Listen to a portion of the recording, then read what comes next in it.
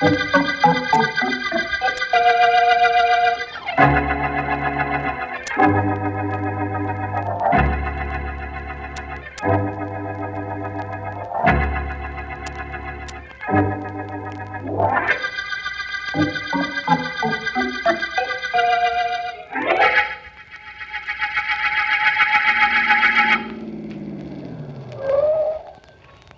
be $4.20, lady. Here you are, driver. Please keep the change. Thanks, lady.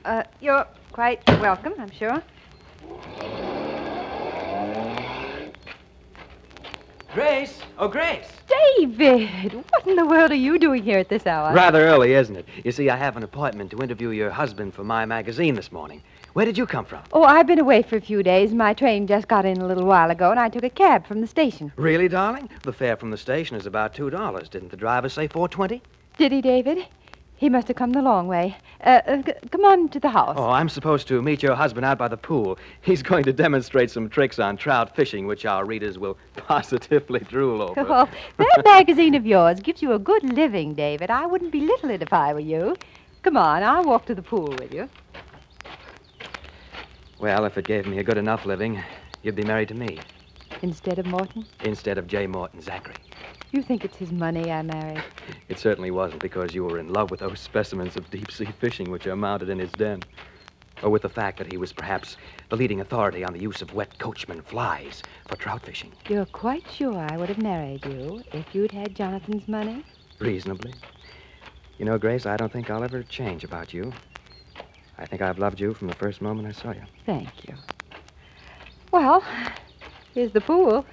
You know, it's a sort of symbol of this whole place, all white and large. David! I see it, Grace. There's a body floating in the middle of the pool. Come on. It's Jonathan! Look what's lying on the edge of the pool. A fishing rod. A trout fishing rod. And the hook is attached to Jonathan. David, do something. I can't very well, Grace. There's nothing anybody can do for him. Now.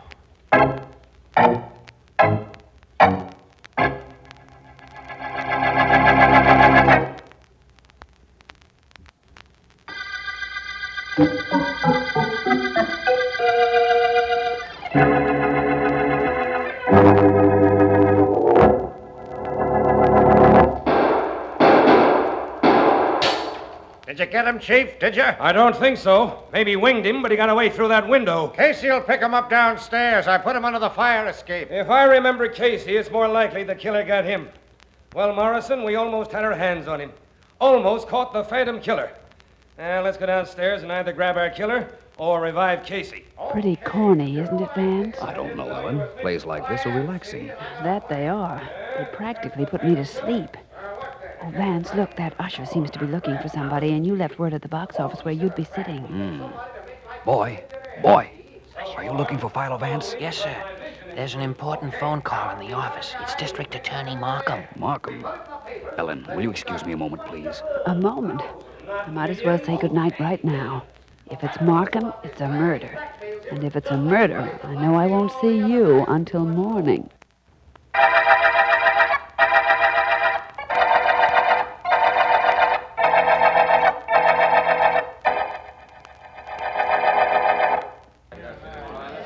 All right now. I want you men to go over every inch of the grounds. Somebody got in here early this morning and murdered Mr. Zachary and left some kind of a clue before he scrammed. Okay, now go out and find something for me. Rather excellent performance, Sergeant Heath. Resourceful homicide detective orders his men to bring him a clue. What do you expect they'll find? Nothing, D.A. Absolutely nothing. But I can't have him hanging around here at the pool either, can I? Oh, hello, Vance. Hello, Sergeant. District Attorney Markham and I just had a look at the late J. Morton Zachary. Pretty ugly knife he had in his chest. Any knife in any chest ain't pretty, Vance. Well, all I know so far is his wife and that magazine editor, David Douglas, found him. What about that fishing rod that was on the edge of the pool with the hook in Zachary's clothing? Yes, please, Heath, something about that. A prominent fisherman found dead in a pool with a rod and reel as accessories before the fact. Rod, reel, and hook, complete with Coachman fly as bait. Intriguing. I don't know about it being intriguing. All I know is I'm working on my day off. Well, the hook was attached to him, all right, and the rod lying on the edge of the pool. Why, I don't know. Or who killed him, I don't know. Glad you came, Vance. Certainly, Markham. I admire mystery plays. Ellen and I were seeing one when you phoned me. But I'm more partial to unusual real-life murder cases. No, I gotta go to work. Hey, Morgan. Yeah? Get in that overgrown bathhouse and see what you can find. These articles on the ground here, the ones in the sergeant's handkerchief. I imagine they were found on the dead man. So I understand. A handkerchief, wallet with nothing unusual in it, and these keys. Oh, funny thing about these keys, Vance. Wonderful example of colonial architecture, Markham. The house, I mean, and beautifully kept grounds. Vance, I was saying there's a funny thing about these keys. Yes, I know. One of them doesn't open any lock belonging to Zachary. Do you know there's a definite resemblance between colonial Now, wait a and minute, Southern... Vance. How could you possibly know that about that key? It's true, isn't it? Yes, it is true. Heath tried every one of them. Each one is for some different door or Zachary's office or car. But that shiny one in the middle, that's the one that opens nothing. Only how did you know? Because it's the shiny one, Markham. Either it's a new key to an old lock, or it fits some door that was just constructed. Neither of which is very likely. Or it doesn't belong to any of Zachary's locks. Where's Mrs. Zachary, Markham? In the house. Sergeant Heath asked her to hold herself available for questioning. He wasn't thinking of my questioning, I don't suppose, but I'm grateful just the same. If you don't mind, Markham, I think I'll join the lady.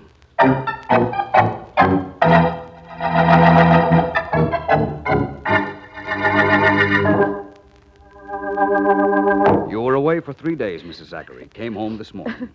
Took a cab from the station, found Mr. Douglas here on your arrival, and the two of you discovered your husband's body? Yes. Yes, Mr. Vance. How long had Mr. Douglas been here? I don't know. He said he'd just arrived. Then it's possible that he might have killed your husband. Oh, no. Not David.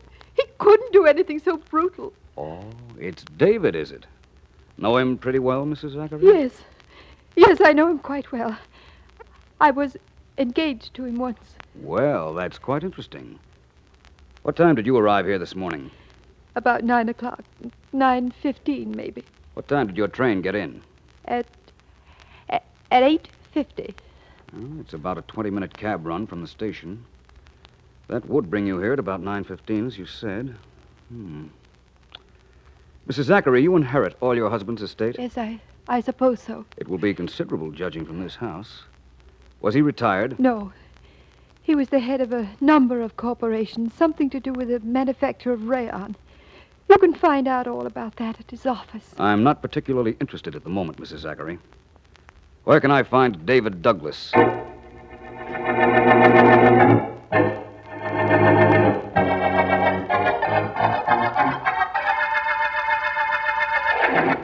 If you've come to arrest me, Vance, arrest me. Only don't just sit there staring at me. I'm not a police officer, Mr. Douglas. All I want to know is, did you kill Zachary? No, I didn't kill him. I told you I'd just driven up to his house a moment before Mrs. Zachary arrived. I was there, standing there, when she got out of the cab. I paid the driver. How much did she pay the driver? She gave him a bill, a $5 bill. Told him to keep the change. That's quite a sizable tip. I rode out to the house from the station, and the meter only read $2. What's the difference how big a tip it was? Besides, the fare wasn't $2. It was $4 something. I heard that. Get through with me, Mr. Vance. Please get through with me. You're awfully nervous, Mr. Douglas. I won't be too long now. Oh, incidentally, I know that you were once engaged to Mrs. Zachary. Yes, I was. Vance, listen, I know the police let me go, but that they're watching me, waiting for me to make a false move and daring me to make one. I can't stand this anymore. I can't, I tell you. I'm going to... If you kill yourself, Douglas, it's practically confession that you murdered Zachary. Do you want that? Oh, no, I don't want that. I don't know what I do want, but it's not that. Here. Take the gun, Vance. Take it and go away. Please go away. Please leave me alone.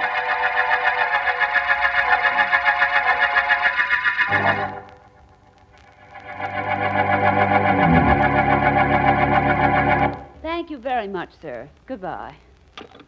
Well, Ellen? Well, Vance, you were right in your hunch. The railroad information just told me that there is no 8:50 train that Mrs. Zachary could have taken. There was a 7:50, though. So she arrived at her house an hour before she said she did. And she gave the cab driver $5 for a $2 run. Well, let's see now. She could have arrived at her home about 8, killed her husband, had the cab driver wait, then drive her around a while, and back to the house in time to meet Douglas. Oh, got yourself a prospect, Vance? 3 prospects. Mrs. Zachary, David Douglas, and a certain Hastings. What, may I ask, are Hastings? They're people. And Oh. this particular one is George Hastings, assistant to the late Mr. Zachary. Have you seen him yet? No, I tried to, but he sent out word that he was too busy.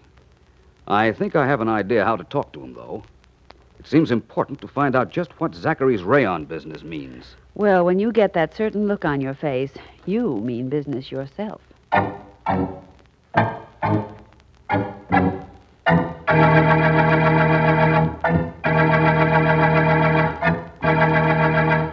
A little bit higher, Frankie. Up around the shoulders. That's better. Nothing like a massage to keep you fit, is there? There certainly isn't. Oh, waiting for Frankie to get finished with me? Yes, but there's no hurry. Always said I would know what I'd do if I couldn't run over to the gym a couple of times a week to get a workout and a rub down. Oh, I haven't seen you in here before. It's my first visit. Well, you'll like it here. Okay, Frankie. You can hold it up. I'll just lie here and relax a minute. You can think better when your body's in top condition, I've always thought. Oh, you sure can. And I've got to be able to think. Think fast. I'm in rayons. Hastings, the name. How do you do, sir? I'm Robert Williams. Rayons, did you say? Right. Read about that fellow named Zachary who was murdered? Mm-hmm. Well, I was his assistant. I'm taking over the firm now. Oh, is that so? Oh, yes. That murder ruined the biggest merger ever attempted. Secret merger. Zachary representing the East and a fellow named William Bartlett the West. Wow. What that would have done to the industry. We'd have monopolized it. Had to keep it secret. Didn't want anyone to know. It doesn't matter now anymore, I gather. Nope. The deal was dead when Mr. Zachary got killed. Really? Mr. Hastings, I'm not Robert Williams, as I said. My name is Philo Vance. Oh, I see. I tried to make an appointment with you, but you wouldn't see me. So I followed you here to the gymnasium. You did? What for? To find out what you might know about Mr. Zachary's death. It seems to me that you know a great deal about Mr. Zachary's business. Why shouldn't I know about it? Mr. Zachary never did anything without my help. No, Mr. Hastings? Not even die?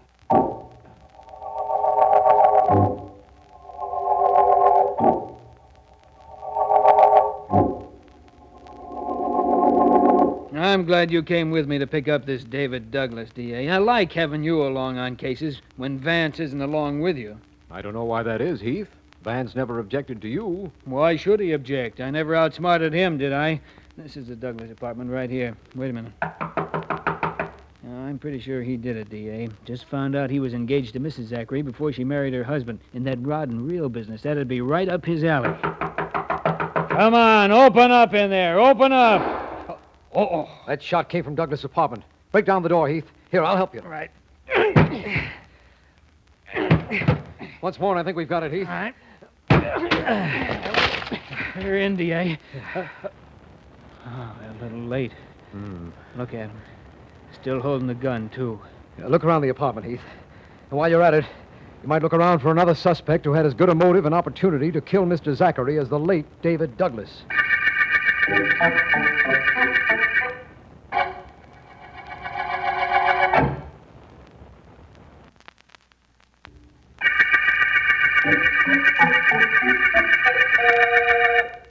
This is District Attorney Markham. The Coachman murder case opened when millionaire sportsman J. Morton Zachary was found dead in his swimming pool, a fishing knife in his heart, and a rod and reel and hook complete with Coachman fly attached to him. Philo Vance has been to see both Zachary's widow and a Mr. Hastings, who has taken over the murdered man's business interests, and who told Vance of an impending merger between Zachary and one William Bartlett, whom Zachary had never met. One of our men, Sergeant Heath, has just reported that Mrs. Zachary, who has not been detained by the police, has just had a visitor. This information has led us to... Miss Zachary, I'm sure sorry I never got to know your husband. From what you say, he sure was a grand man. He was, Mr. Bartlett, the finest. It was nice of you to come down, especially since you'd never met either of us. You had to come, ma'am. Was going to be your husband's partner. I beg your Oh, pardon. shucks, ma'am. Nobody knew about it except him and me. We was going to have our first meeting up at my place, a meeting set up for today, and get real organized. Sure was a shame. Well, now, ma'am, if there's anything I can This do... is terribly rude of me, I know, but may I please come in? Mr. Vance. I apologize deeply for this intrusion. I did knock on the door, but nobody answered, and the door was open. Mr. Vance, this is Mr. Bartlett. How do you do? Hi, son. Glad to meet you. I wished it was under different conditions, but I'm glad to meet you. I was just going in case you got something to talk to Miss Zachary private-like. I'd like to talk to you, if you don't mind, Mr. Bartlett. Me, son? About what? About that merger you and Mr. Zachary were planning. Well, how'd you hear about that? I didn't even know about it until just now, Mr. Vance. A private investigator makes it his business to find out things that people in general don't know. In this case, it wasn't very difficult. Well, son, what do you want to know about the merger? Oh, I guess just why you were merging and some of the details. Well, why? Because we've been cutting each other's throats, Zachary and me, for years. One way to stop being competitors was to become partners. But we never did get to meet on account of, well, asking your pardon, ma'am, on account of what happened here yesterday. You'd never met Zachary, eh, Bartlett? I wanted to be sure of that. Nope, never. And now I'll be going. Please call on me, Miss Zachary, if there's anything I can do for you. Thank you very much. Bye, Mr. Vance. Nice to have made your acquaintance. Thank you, Mr. Bartlett. It was nice meeting you. Now, Mrs. Zachary, I think it's time you and I had a little understanding. According to what I've found out, you arrived here yesterday morning a little after 8 o'clock, not 9:15, as you said. You found that out? Yes. I also found the cab driver who took you out here from the station. He said he drove you here twice. Once about 8, then he waited for you, drove you around a while, and then back, at which time you met Dave Douglas here. Well? I want to know why the double cab trip, and why you told me your train arrived at 8:50. Very well. I told you that because I didn't want to be suspected. I did get here earlier. I went into the house. I looked out, and I saw Jonathan's body in the pool. And all I thought about was to get away so fast and as soon as possible. The cab was waiting, so I got in. I rode to town, and then I came back out here again. I believe that David Douglas thought you killed your husband, Mrs. Zachary, and committed suicide in the belief that he was taking suspicion from you.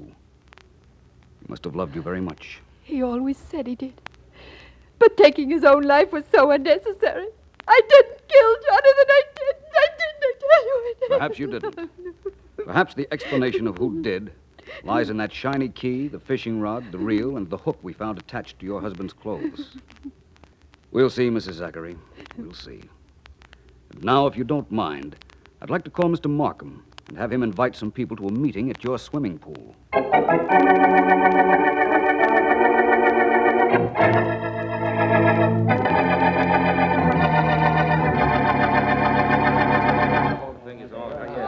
Please, everyone, may I have your attention? Want me to keep him quiet, Vance? No, Sergeant Heath, thank you just the same.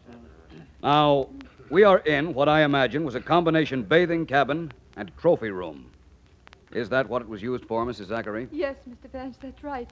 All of you can see that there is fishing equipment, mounted fish, and fishing knives in this room. And that one of the fishing knives is missing from the box on my right. That is the state's Exhibit A. It's the knife that killed Mr. Zachary. Vance, must you go into all the terrible details? I'm sorry, Mr. Hastings. Now, you'll notice that there's a door leading from this cabin to the pool. It's only a few short steps. Mr. Vance, I sort of wish you'd stop wasting time and get down to cases. I will, Mr. Bartlett, all in good time. Now, it is my theory that Mr. Zachary and his murderer met out here early on the morning of the murder.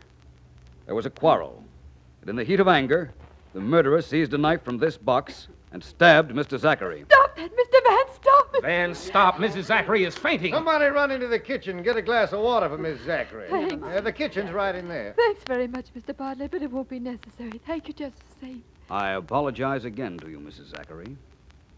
I'm sorry, but I must continue. The murderer stabbed Zachary. He staggered back, as I'm doing now, and through this door. Well, please follow me, all of you. Yes, we will. That's fine. Thank you. Zachary staggered through this door, teetered a moment at the edge of the pool, like this, and then fell in. Vance, look at him. He's floating face down out to the center of the pool. Vance! I'm all right, Ellen. Don't worry. Oh, dear. Give me a hand, will you, Markham? Right here, old boy. Thanks.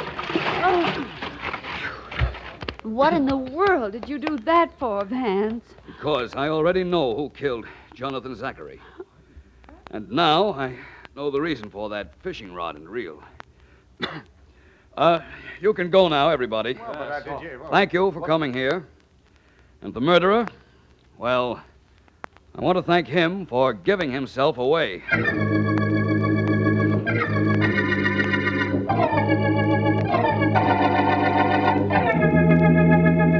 Well, Vance, we're here. You said to drive you here, and I did. Now tell me what this place is. It's the place, Sergeant Heath, that's going to give me the proof of who murdered Mr. Zachary.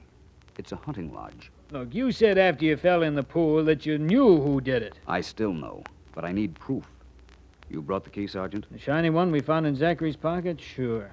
Only what makes you think it's going to open a door you never saw before? I'm the positive type. Come on, let's try it. Come on, Heath, if you want to watch. I'm coming, Vance. Okay, there's the front door. Go ahead. One key, one little lock, one little turn. Having trouble, Vance? It doesn't seem to fit. Can't understand this. Wait a minute. This lock is brand new. So? So maybe it's been changed since the murder. Heath, drive me to the nearest town so I can find the nearest locksmith. I refuse to admit a little luck can make me so very wrong.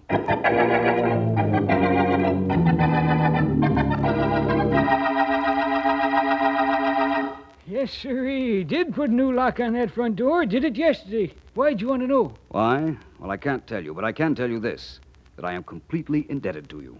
Please accept this $5. Yeah, sure, I'll take it. Tell you what, I'll give you the lock I took off that door. Got it right here someplace. Well, that'll be very nice. Thank you very much. I assure you, I'll never forget you for this. And I'm equally certain a certain Mr. William Bartlett will never forgive you for it.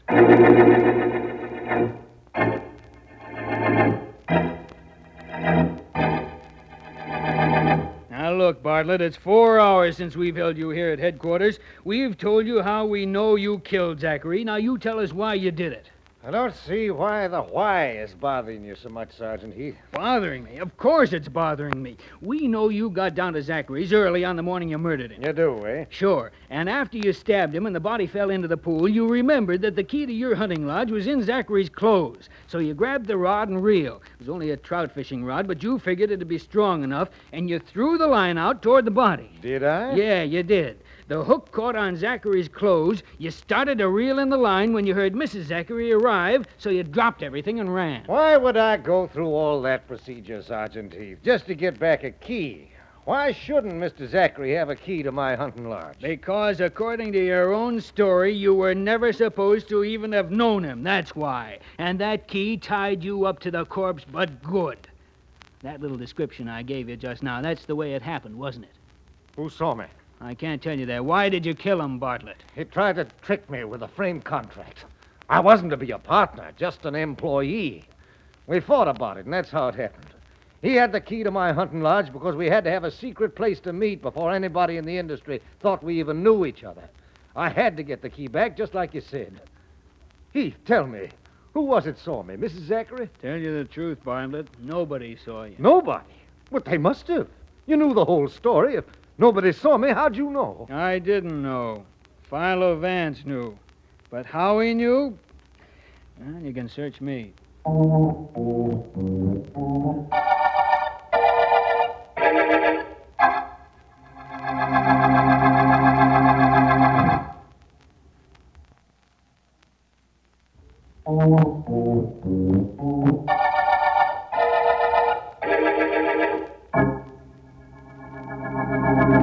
Vance, please, can we play 20 questions? Do you need 20, Ellen? I'm not sure yet. Let me start with 1. How did you know it was Bartlett? Well, Bartlett said he'd never met Zachary. Yet he knew where the kitchen of the Zachary house was. Remember his telling Heath where to get a glass of water when Mrs. Zachary almost fainted? Yes, but did that prove that he murdered her husband? No, but it made it obvious that he and the murdered man had been meeting here. And if they had been meeting here, it might be that they'd met at Bartlett's lodge. It might still further be that the shiny key Zachary had was the key to the front door of the lodge. It was, even though Bartlett tried to throw me off with a new lock. And that's all the proof you needed? Well, I helped a little. I stayed away when you went to Bartlett's lodge, didn't I? Yes, you did. You know, someday, Ellen, our little enterprise here will be reading Vance and Deering, private investigators. I can see it just as plain. Now, I can see something even plainer than that. I can see that we're at the end of the Coachman murder case.